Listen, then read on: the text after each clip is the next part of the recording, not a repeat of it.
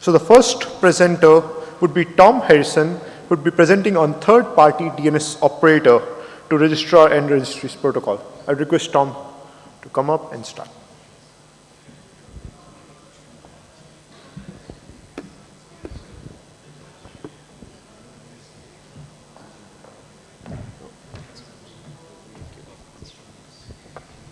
Thank you, Anurag.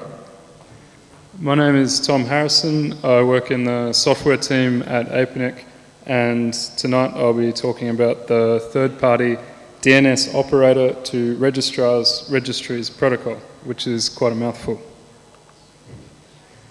This is a RESTful protocol allowing a zone operator to maintain DNS and DNSSEC state in a parent zone, as opposed to having to use a web portal or some sort of vendor-specific API to make updates to the relevant parent zone.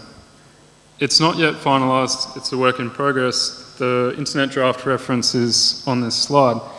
Even though it's not finalized, the broad strokes are in place and it's unlikely to change, or seems unlikely to change too significantly between now and hopefully when it's finalized. Just to be clear, this isn't something that is authored or co-authored by people from APNIC. It's just something we're interested in advancing and seeing deployed. All the normal advantages of protocol standardization apply here as well. So it allows for automating manual processes and to code to a single protocol rather than several vendor-specific protocols.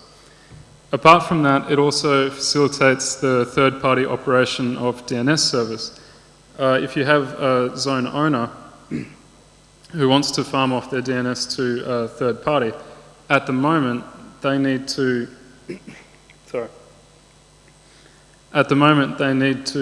either make updates when the third party requests to the parent zone, or possibly give their credentials to the third party so that they can make those changes themselves, neither of which is ideal. But with this protocol, the zone operator is the party who can actually make the updates to the parent zone, so that allows this to happen much more easily.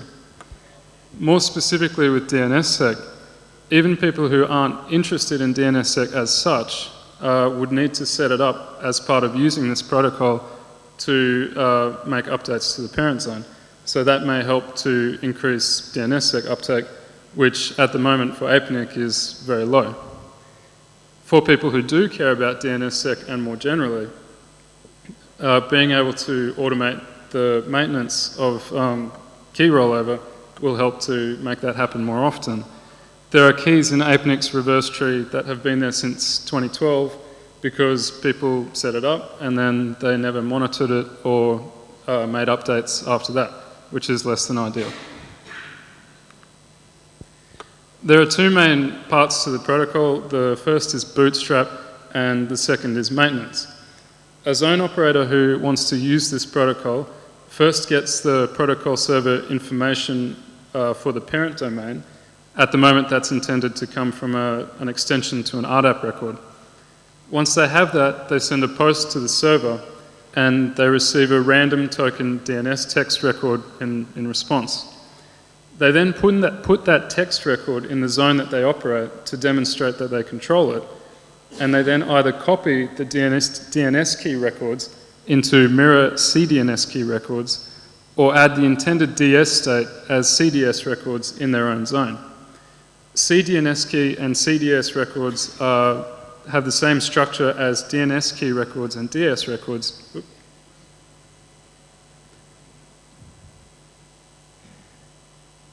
Just that they have a different RR code and they don't have any actual operational effect. They're just used to communicate to the parent zone that some particular state is desired. After those changes have been made, the zone operator sends a post to the protocol server.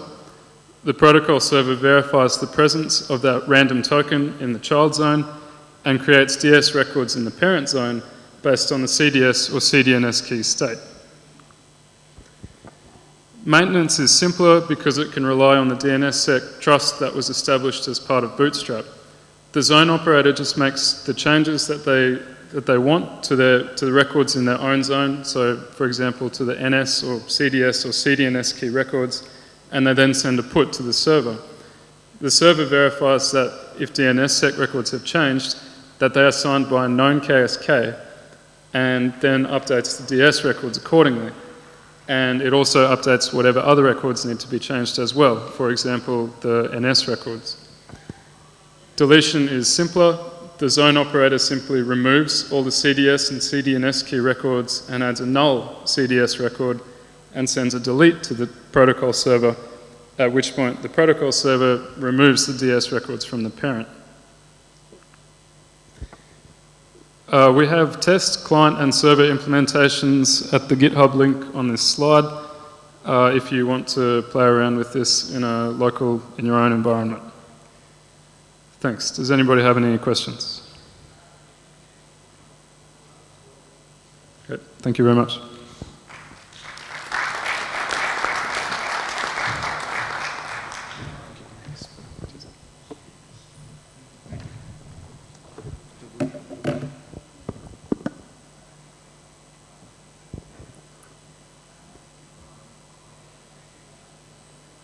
That was very helpful. Thanks, Tom.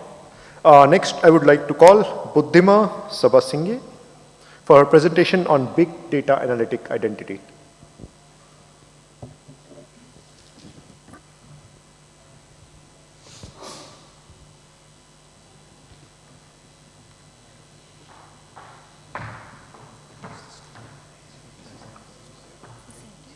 Yeah, this one.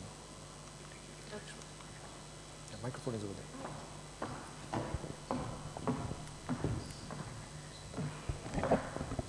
Hi everyone, good evening. So talking about a big data analytic identity management expert system for social media networks. First of all, let me tell you what big data is. Well, big data is about collecting data, large amounts of data from either computers or events or phenomena or from sensors and so on. And big data analytics is all about analyzing this data in a meaningful manner to actually do something with it and do something about it, as in to either we come up with decisions or we come up with a confirmation of a hypothesis, or we come up with a certain result which may be actually useful, or we predict the future with this data. So this is all what we do in terms of big data analytics. So today we're going to speak about this particular research that we have done in terms of managing the identity of individuals in the social media networks. Well, identity theft, I would say, is like true love. You never think it would happen to you. And this is the society that we live in the present day. We know that social media networks are very much useful for all of us, and we are so much connected every single moment, every single second of our lives, and we can't even survive a moment without the use of social media networks. And it has become a platform where we communicate, share ideas, and we share thoughts, and we also gather a lot of knowledge with people across the globe, where we are connected with everybody.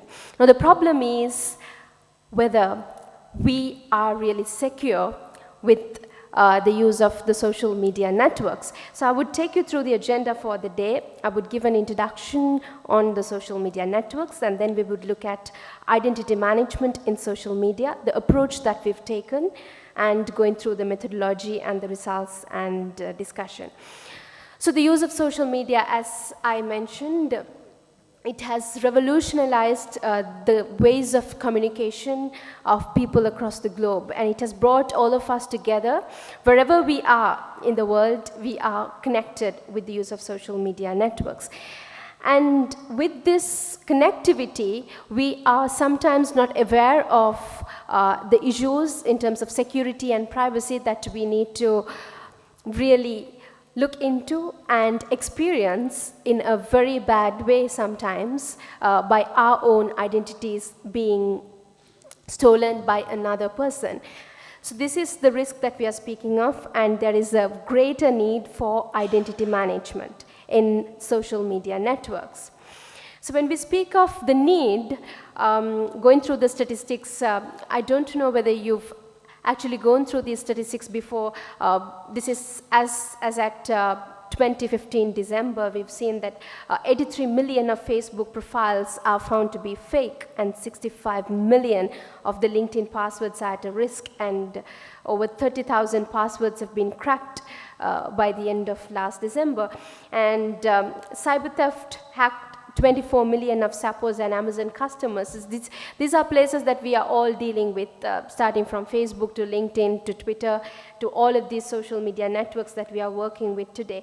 But research is being carried out in terms of looking into the security and the privacy of these social media networks, and we've seen that user credential-based identity management expert systems and encryption and multi-factor authentication systems, such as where they follow the cryptographic methods for the user authentication, are certain researches that are presently being carried out in different parts of the world. And also the game theoretic approaches to reputation and trust is also a very commonly, widely researched area.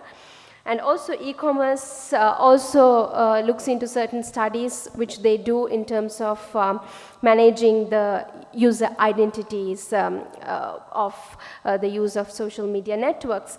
But there is a research gap that we found when we were looking into a background study. The research gap is observing the usage data for the identity management by a network operator would certainly violate the user's privacy rights. If another person is going to analyze a person's data, that would violate the user's privacy rights, so, which is not correct.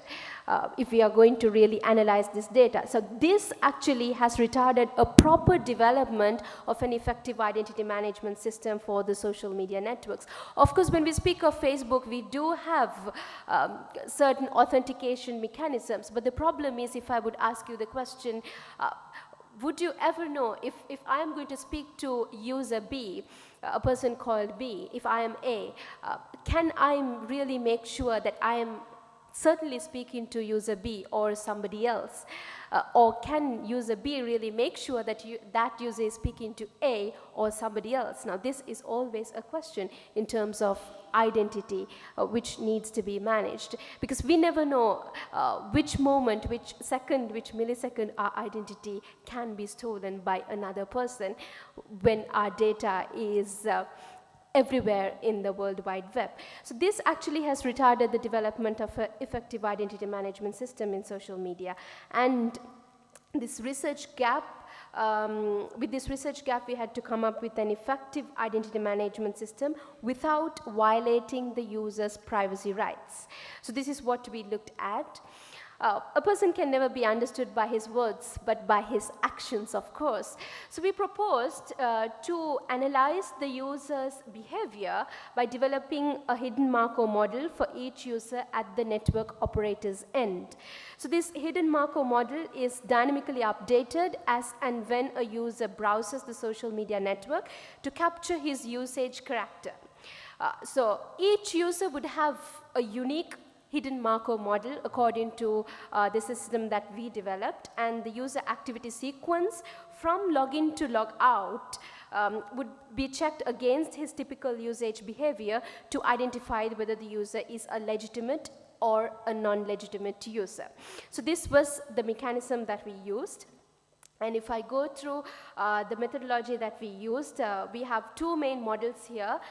We analyzed the login time by using k-means clustering, and we analyzed the user's behavior by using the hidden Markov model, as I mentioned, and we go through a fuzzy inferencing system where the k-means clustering would identify the time deviation from a prominent cluster mean, and the user behavior model would identify the legitimacy of the user based on the behavior. So the k-means clustering model would certainly give an output of a certain legitimacy depending on the time deviation of the prominent cluster mean, and that legitimacy index along with the behavioral model's legitimacy index, we would combine it together by following a fuzzy inferencing system to find the final legitimacy decision as to this user is going to be a legitimate or an illegitimate user. So I would take you through how we really do this. So speaking of the hidden Markov model, we've been analyzing the Facebook data for this research. So as you can see, we identified 3 major states here. Either you can be in your home page or a page of another user or your own profile page, and you would be certainly doing so many different types of activities. So this hidden Markov model here would output the legitimacy of the user depending on the activities that the user will be performing. So here, even though I've taken 3 states to showcase you, either the user would be in the home page or another user's page or the profile page, it's actually only one prominent state here. If we take the user would be using the social media network and would be performing many other activities. So subsequent to the user activity, whatever the activity he does, he would be brought back to the original state, and depending on the user character, he may perform respective activities to either a greater extent or to a lesser extent. And the transition probabilities of these user activities would be dynamically updated. This hidden Markov model would dynamically update the user's activity usage, and it would develop the model that would characterize that particular user's behavior. So speaking of how we calculated the transition probabilities, it's nothing complicated. We've analyzed the number of activities, the different types of activities that the user can do while a user uses Facebook. And the count of each activity was identified for not a couple of years, for about 6 to 7 years, and transition probabilities for each activity was identified. And using this transition probability for each activity, we've calculated the probability of the sequence of activities for each user. Let's say we take a user called A, and we calculate the transition probabilities for the user A with all the activities that the user A does. And we calculate the probability of the sequence of activities using the transition probabilities of user A. And then we calculate the mean transition probability by using the probability of the sequence of activities. Now here, why we calculate the average transition probability is because we wanted to see the user's behavior, whether the user performs certain activities at a particular rate, or what is that rate that the user performs those particular activities. So to identify that, we've used the mean transition probability by calculating the geometric mean. And using that, we have calculated the behavioral legitimacy index. Now this BLI, before I go into that, I would take you through this graph here. We analyzed the mean transition probability of a user and found that it is approximately normally distributed. So with this output, we decided that the behavioral legitimacy index, we are going to calculate it in such a way that the mean, from the mean of a particular user, which would characterize the user's behavior, we are going to identify how much the user's behavior would deviate if another person's activity is going to be checked against this user's behavior.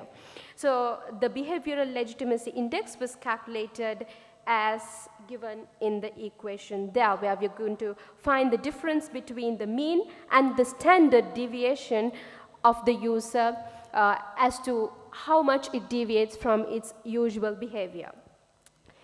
Next, so this behavioral legitimacy index would be the final legitimacy output from the user behavioral HMM model. And next I would like to take you through the k-means clustering deviation. Here we use the login time deviation to do the k-means clustering. And naturally, users have a prominent characteristic login time during the day. There's a characteristic login time as well as a logout time. So when we analyzed these users, we decided that k-means clustering is the best method to use to analyze the login time and to find the legitimacy of a user in terms of the logging in and the logging out credentials. So the time deviation from a prominent login time is related to its legitimacy, and that output is then combined along with the behavioral legitimacy index, where we combine both of them in a neurofuzzy classifier, where 3 membership functions were used for each input with 9 fuzzy rules, which was generated using the fuzzy logic toolbox to find the final legitimacy decision as to the user is going to be legitimate or illegitimate. So to do this testing process, we've used data from Facebook for 5 to 6 years of usage of data from 3 different users, and 24 event sequences per user extracted per activity log, resulting 72 legitimate event sequences were used. And for each 24 legitimate event sequence of a particular user applied in the hidden Markov models of the other 2 users, we generated event sequences which were considered illegitimate. And therefore, in total, there were 216 data points that we used for this analysis.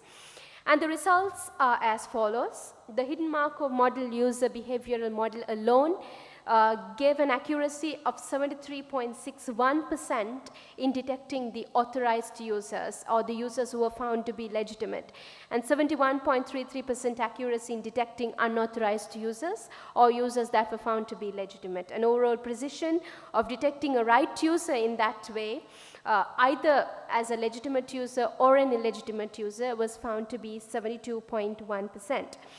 And we've calculated the false positive rate, which is found to be 8.83%, and false negative rate of 19.07%. And this is a graphical representation of the results, the final legitimacy of the users based on from the neurofuzzy inferencing system. So the overall precision of detecting a right user was found to be 76.85%, and as I mentioned, the false positive and the false negative values. And this graph also represents the same data analyzed in a much different way, again to show the accuracy of finding the user either being legitimate or being an illegitimate user.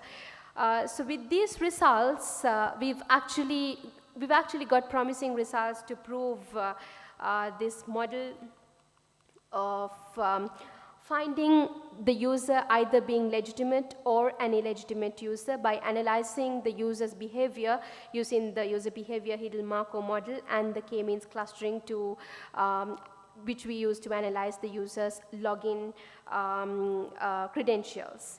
So finally, in conclusion, this is a novel analytical method that we came up with in detecting an unauthorized access of computer resources. And it's a novel mechanism to monitor social media user activities without violating the user's privacy rights.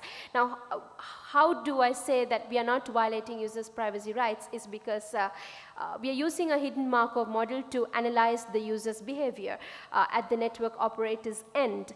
And it would be the legitimacy of the user which is going to be the observable. The entire user activity would be hidden, and it would not be shown to any network operator or anybody who would be analyzing this data.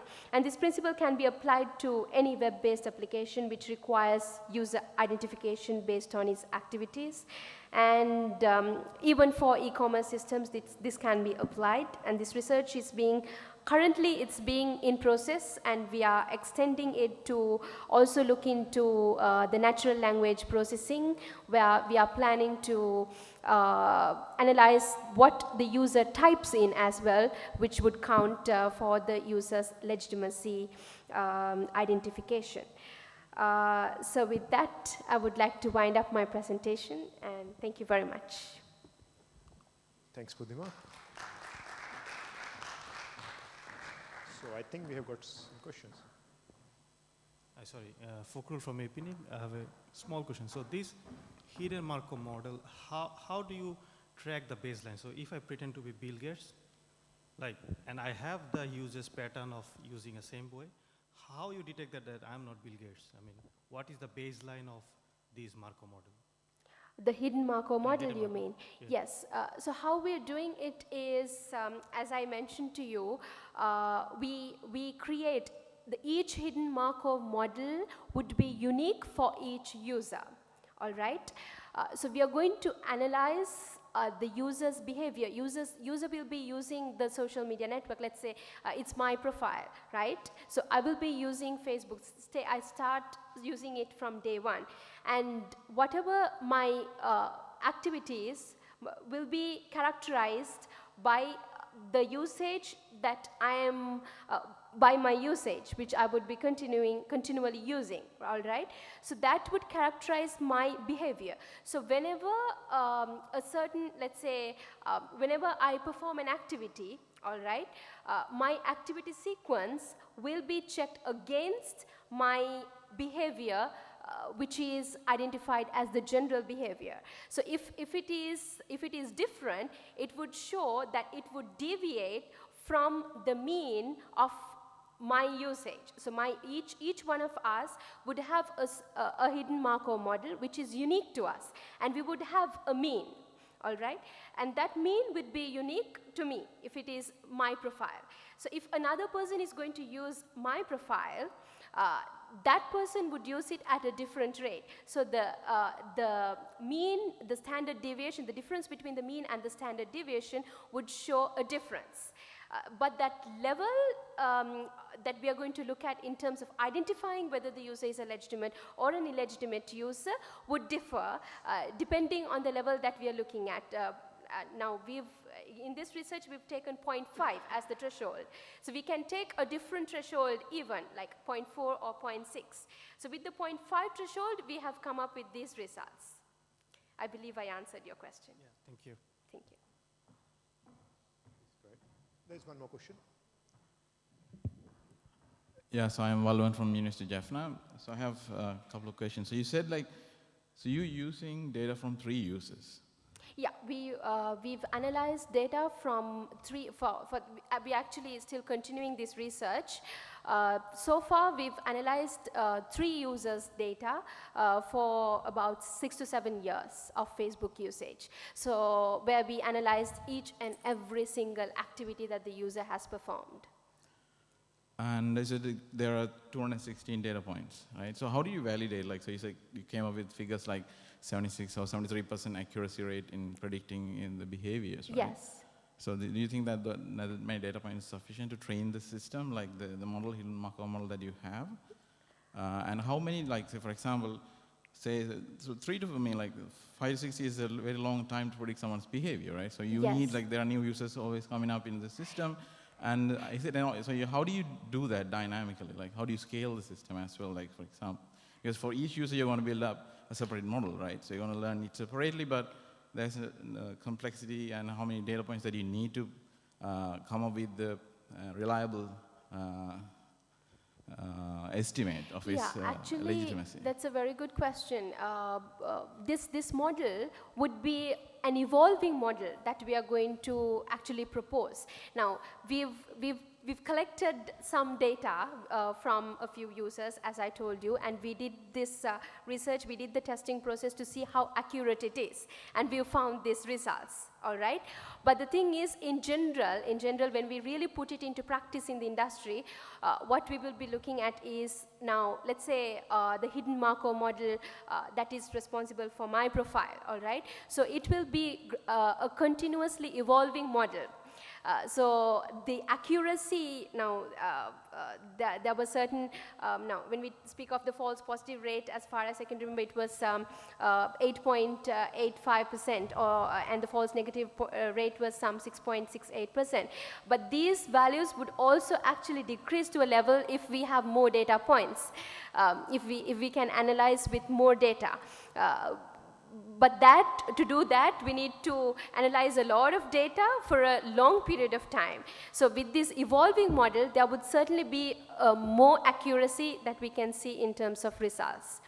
And a part of this research was where we actually currently, we're actually in the process of doing it to automate the user's behavior so that we can see how the model would evolve by actually assigning the probability values and training a model so that, continuously it would characterize a user's behavior. We actually did that also. We're actually in the process of doing it. And that showed that the accuracy that we get here can be increased to a different level, as you said, because if it is a dynamically evolving model, certainly the accuracy would be much better.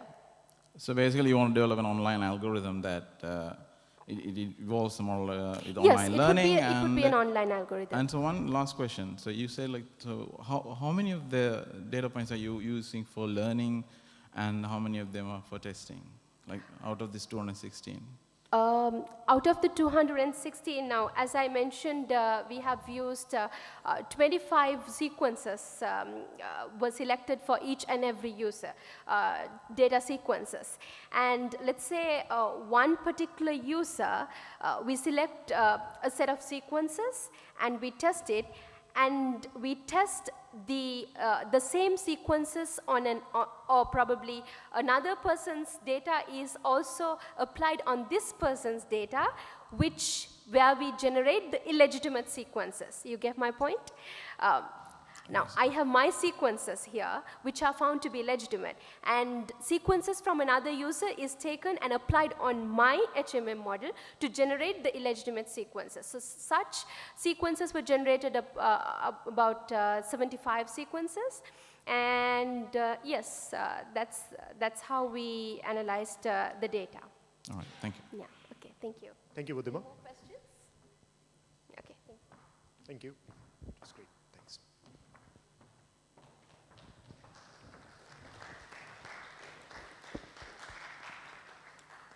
Next, I would call Shaila Sharmin, who would be presenting on Is Internet Fragmenting?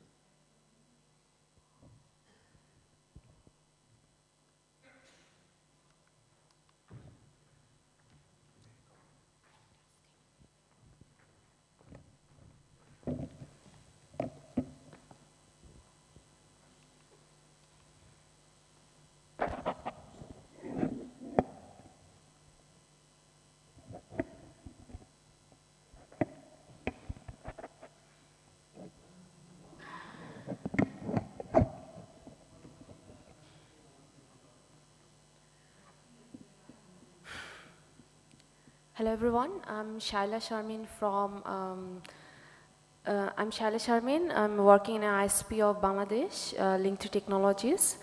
I'm here to give a presentation on internet fragmentation. Though the topic is it's not actually completely fit for a topic like lightning session. And still, I have think of including in here, or I have decided to give this presentation because I thought okay, the attendees might need to know more, or if they get any chance from it. So I'm presenting it. So my topic is the internet fragmenting. Okay. 30 years ago, when the internet started, it had a vision. That the vision was everyone will be able to access it, and it will be decentralized, and it is any device, any connect device which want to share any data with another device which is willing to accept, they can do it. So these things was the first vision when starting the internet technology, and the vision remains same almost for 30 years, and we can still see it. But the thing is it's changing. It's changing in that sense, there are some new threats, some new challenges are coming, and those are like threatening to internet, to its main vision, to tear apart its main vision. So the thing is like the thing is that then what is internet fragmentation? So the internet fragmentation is like you will not be able to access in all the datas, or like there will be some restrictions and there will be some divided things. So these are the thing that is like more like fragmentation. And like my presentation is mainly based on a white paper that is published in this January World Internet Forum, that 3 leading experts have given their thinking, and they have written their thinking, and they gave the guidelines of the things that that has make this fragmentation like landscape. So in this that forum, they have in that white paper they have made 3 layers of fragmentation that they have mentioned about: technical fragmentation, they have mentioned about governmental fragmentation, and also commercial fragmentation. In the technical fragmentation, they have more discussed, or the question is about alternative root servers and some IP version 4, IP version 6 incompatibility, and some other GTLD blocking, things like that. And the governmental fragmentation is more like government policies and governmental rules that is like preventing the use of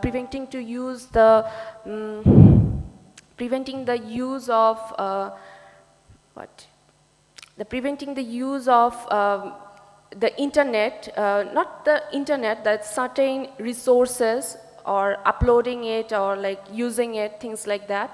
And the commercial fragmentation is more like the commercial policies that is preventing to use of the internet to access, to update, or to use it. So it's in the commercial fragmentation is discussed.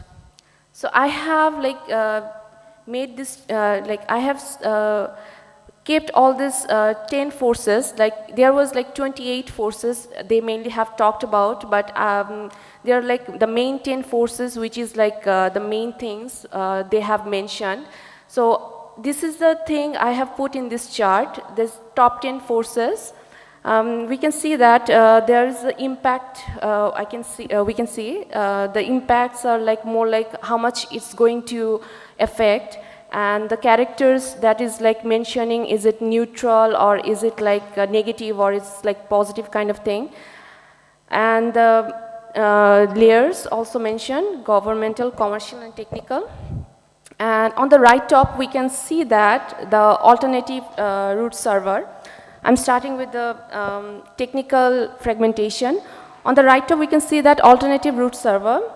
When you type www.yahoo.com into your browser, internet took you to a universal directory called root server. So there is like 13 root server, we all know that, and some others, which translate a domain into an IP address. So, but there is nothing that can actually stop a government or a governmental organization to creating a similar kind of root server in their country, in their own system or in their country, which will map yahoo.com to some other website. So that is like one kind of internet fragmentation, and this fragmentation is very alarming because like this is considering as the mother of all fragmentation. It can take you to a totally new internet and completely separate and distinct from the original. Oh, sorry. Okay. Original. And the second type of technical fragmentation I'm going to talk about is IP version 6 transition. Like, we already know that like IANA has ran out of IP version 4 in 2011, And so to solve this problem, there is another kind of IP protocol we are promoting and we are saying to use, and that is like IP version 6. And to solve this problem, transition has begun with IP version 6, which can accommodate more devices. However, the uptake is very slow, and there is like only 4%, and there is only like 4% currently supporting IP version 6, and because of the like two format, IP version 4 and IP version 6, the two systems are incompatible. So it's necessary to run IP in a parallel, like in a dual stack, like it's a process, like IP version 4 and IP version 6, both protocol are going to be run in a parallel way. So that is like, we need to run dual stack, and the fragmentation risk is that the transition to IP version 6 is like, it will continue to lag, and the result of IP version 4 and IP version 6 internet, they do not like interwork. So that is like one kind of fragmentation threat. And the another threat is GLT blocking. And the GLT blocking, like we know about .net, .com, .org. These are like still like some of the top GTLDs, and like in this year, like there was like 1,000 more GTLDs have approved, and like the wave of nearly this 1,000 new approved GLTs in recent years have raised new potential risk of fragmentation. Like few government are blocking one GLT is like .xxx because it's more related to pornography. So creating or like accepting this more GTLDs, like more new domains, like this clearly is a matter of fragmentation. Oh, sorry. Okay. Now there is like commercial fragmentation I'm going to talk. The two fragmentation that I have mentioned in this chart is walled garden and geo-blocking. Geo-blocking is the system to use limit your access to the internet based on the your geographical location. Geoblocks are used to limit and change the content depending on the end user's geographical area. Like few people can access to some videos from USA, but few of them cannot access from Bangladesh or South Asia. It's things like that. And the walled garden is a closed network in which the operators restrict users to access to the sum of the contents. And perhaps the most controversial example is the Facebook's internet.org, because like they have bring this free internet to the developing world a platform operated and controlled by Facebook. So like people arguing that in its present perception, it violates net neutrality and threatening the freedom of expression and security and privacy and innovation. So these two are the like things that can be impact two commercial fragmentation that can impact on internet fragmentation.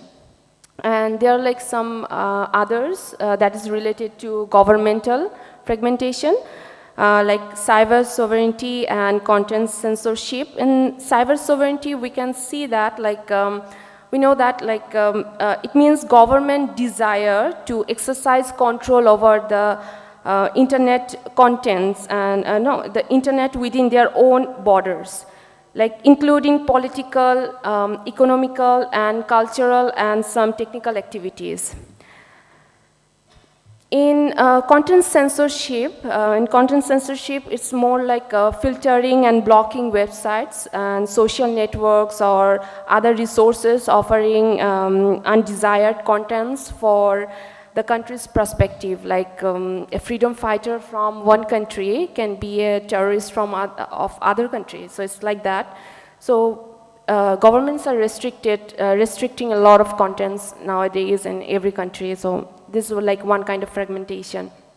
And digital protection, it's blocking users to access and use electronic commerce. Like governments and the countries are doing this to give domestic business an advantage over the like foreign ones.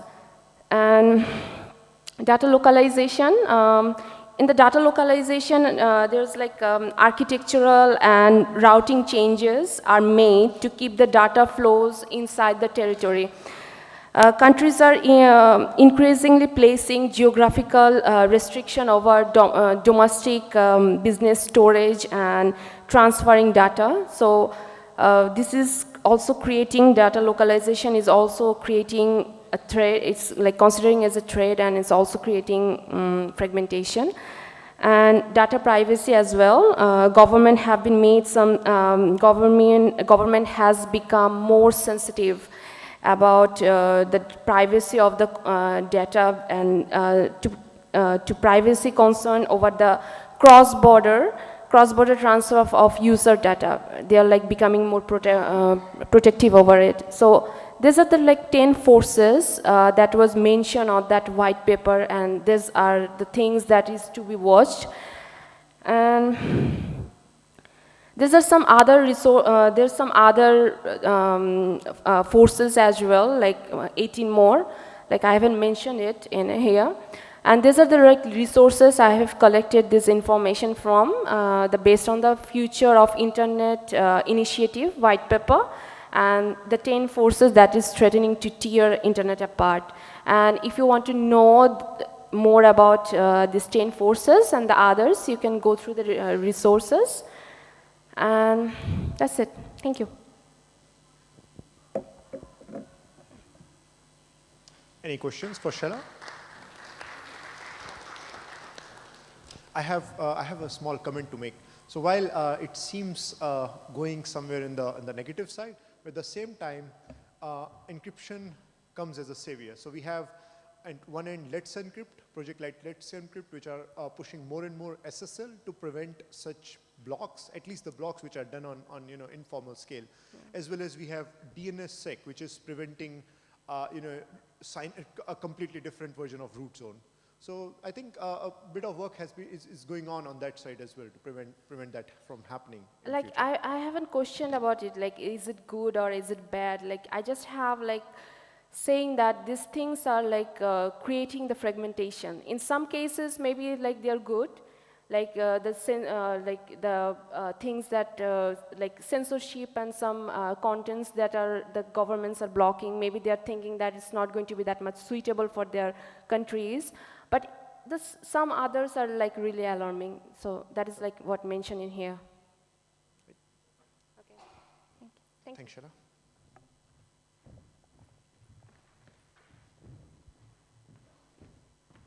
So next, I would like to call Mr. Bill Woodcock from Packet Clearing House.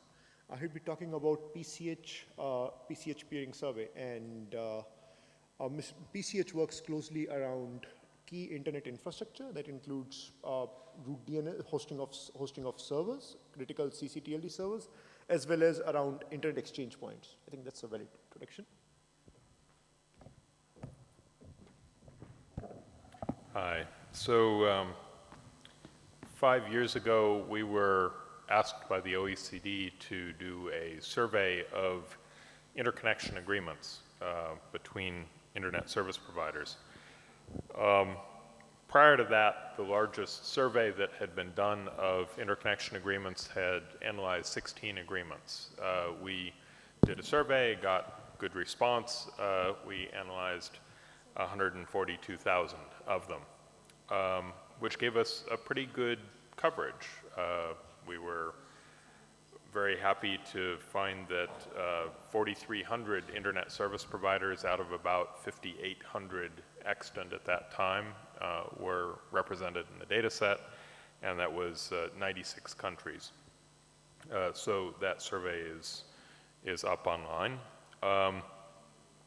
We asked internet service providers to tell us 3 things about each of their agreements. Is the agreement written down in a contract, or is it a handshake agreement? Does it have symmetric terms, or do the parties to the agreement receive different benefits? And lastly, what's the country of governing law? The findings from that, the main findings, 99.5% of all of the agreements out there were handshake agreements. This was considerably more than people believed prior to that, right? People thought maybe 2/3 or 3/4 of the agreements were handshake. This is 199 out of every 200. Furthermore, only 1 in 400 had asymmetric terms. There were a lot of carrier salespeople who had been trying to promote the notion that paid peering was commonplace, and this put the lie to that. We also found that there were strong preferences for country of governing law. US, Canada, Japan, Singapore were strongly preferred at one end. Bulgaria, Romania, Ukraine, and Russia at the other end were typically not chosen when people had a choice. And also, already in 2011, most peering was multilateral peering. Most peering occurred through route servers, not through bilateral agreements.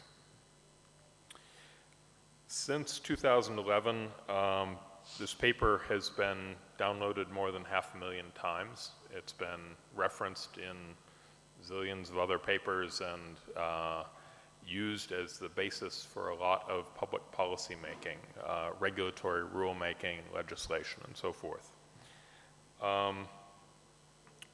At the time we did it in 2011, we promised to repeat it every 5 years in order to start building time series data and helping people understand the trends changing in the industry over time. This is just a blurb from Sam Paltridge at the OECD, who is one of the primary users of this data at the beginning. So we're doing a new survey now that it's 2016. We started collecting responses 2 weeks ago. And we're asking one new question now that we didn't in the survey 5 years ago, and that is, are you exchanging IPv6 traffic with this peer? We are not an academic research organization. We're primarily an operational organization. So our interest is not in satisfying academic requirements.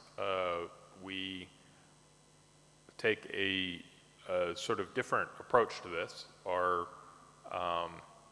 Our duty is to the internet service providers, who are our primary constituency. So we are receiving the data in confidence, and we're doing the analysis, and then we're deleting the data, same as we did 5 years ago. Because we do not hold the data, it is not something that can be compromised. The responses are in confidence, and they will remain that way. So we got responses, as I said, from 4,300 different ISPs last time, and none of that data was leaked. So we are committed to the same level of security this time in handling the responses. We'd love to have your participation. Basically, what we need is just a table, sort of like the one on the screen there, from each participant with your autonomous system number, your peer's autonomous system number, whether there's a written agreement, whether the agreement is symmetric, what the country of governing law is, and whether there's IPv6 traffic being exchanged under that agreement. That's it. We've already gotten 2.2 million responses in 2 weeks. So 2.2 million peering agreements characterized. in those responses. So we're already about 15 times more data than we had in the entire survey 5 years ago. So we're doing really well, but at the same time, there's still a lot of ISPs who have not responded yet, so we'd love to round that out. The more responses we have, the better. That's it. Questions about this? Any questions for Bill? Sir? Say again? We probably another 2 weeks. You know, if somebody big comes along with a response, you know, a month from now, we can still try and cram it in. We might even revise the paper if we got something that changed results significantly. But at this point, there's no one who has so many peering agreements that they're going to cause the numbers to change by more than 0.1% or so at the most. So it's more that we would like to make sure that regions and sectors are represented than that any one organization would change the outcome. So we want to make sure that, I mean, right now, to be blunt, most of the responses have come from Western Europe and North America. So we would like to see more participation from Asian ISPs, from African ISPs, so forth. Okay. Or just say it loudly, I guess, either way.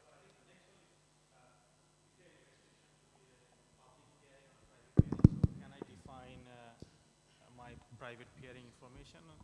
Right. So the question is, are we looking for public peering or private peering information? The answer is any peering information we would like to have characterized in here.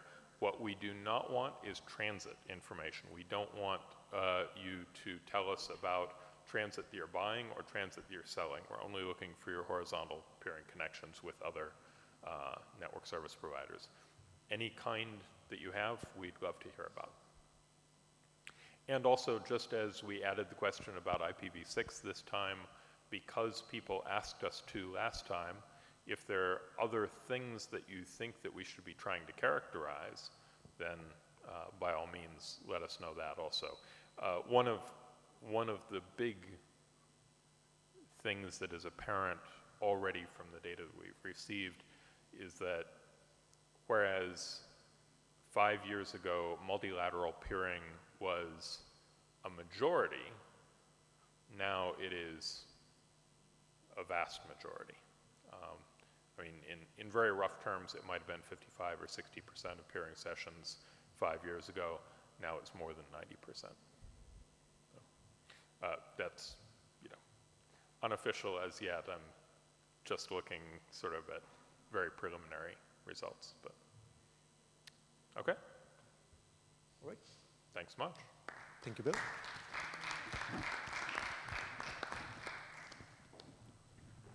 Next, I would call Mr. Priyankara, who would be presenting on use of GIS technology to improve QoS in the computer networks.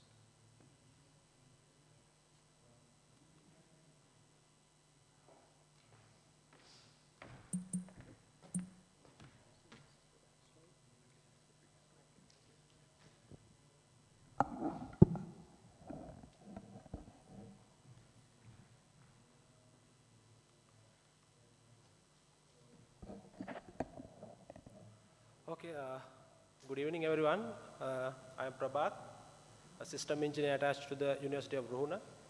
And today I'm going to discuss you different topic, use of GIS technology to improve quality of service, that is QoS, in computer networks.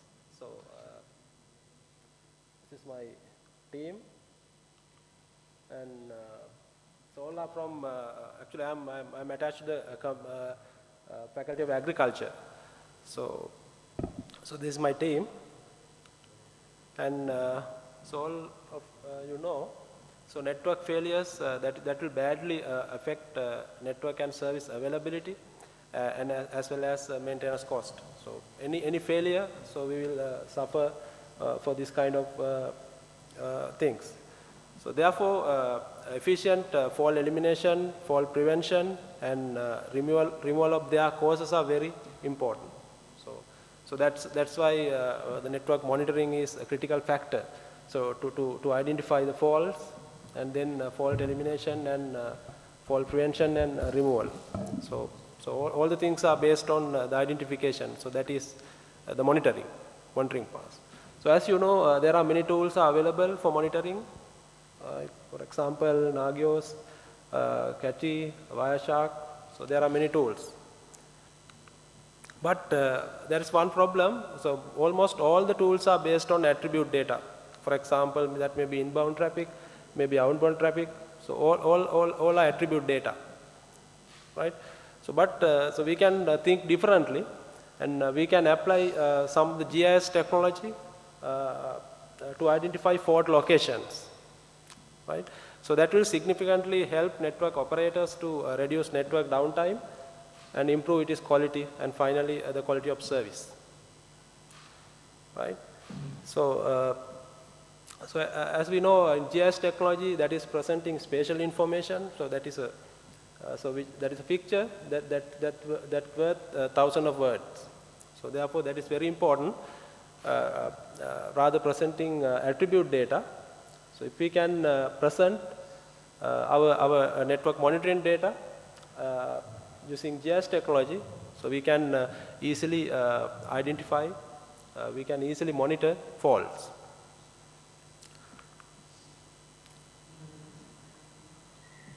So most of the existing network monitoring solutions provide on-time information. So that is those information based on attribute data, maybe on isolated graphs. So for example, if when number of monitoring points are higher, then it is very difficult to extract information within a very short period of time. So because we have to access graphs and identify the faults. So for example, this is learn VPL links traffic. So you can see there are many graphs, and user needs to go through all these graphs and identify the faults. So considering all that, I thought to propose a solution for representing network information with means of GIS technology. So actually, this is a concept where I am working on, and with this objective. When we come to the methodology, so we can use any SNMP tool for collecting attribute data, so related to network management and monitoring, and most of them are industry standard, so for collecting data, right? So, and also we can store the devices and their GPS locations for each networking device. So that may be router, maybe a switch, any networking device, and stored in a database along with the collected attributes, right? And finally, we can use LAMP stack with Google Maps API to present results of monitoring queries on a web browser. So most of the web browsers are supporting, and maps using free API from Google Maps. And for this, we can use WebGIS development lifecycle. So that is very common. So starting from requirement analysis to and finally WebGIS use and maintenance. And so we can use thin client architecture with IMS. So that is Internet Map Server. So here we are proposing Google Maps API. So therefore, we don't need to have a proprietary IMS. So we can use Google Map. And so this is the LAMP stack, and this is the logical view of the solution. Right? So we can write our scripts using PHP, and we can use Apache as a web server, and SQL and Google. So all the attribute data located in SQL database, and all the map data, so we can store in Google Maps. So since this is concept.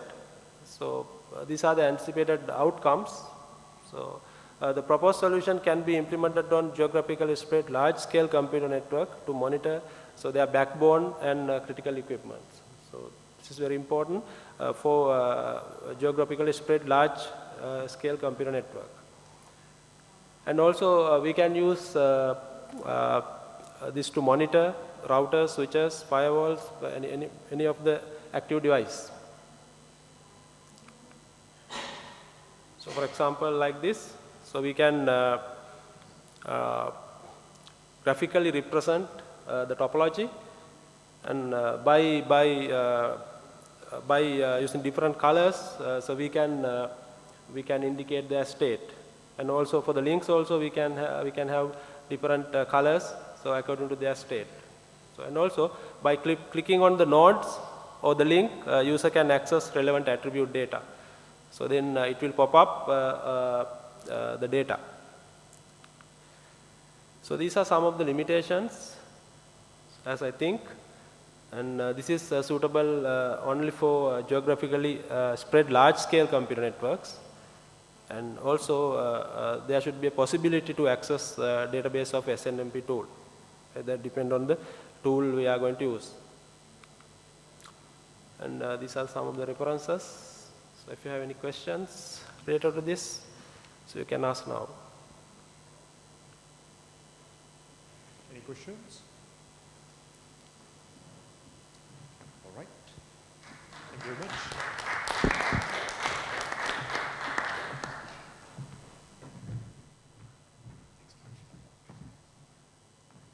Right, with that, we end this session on lightning talks. See you tomorrow.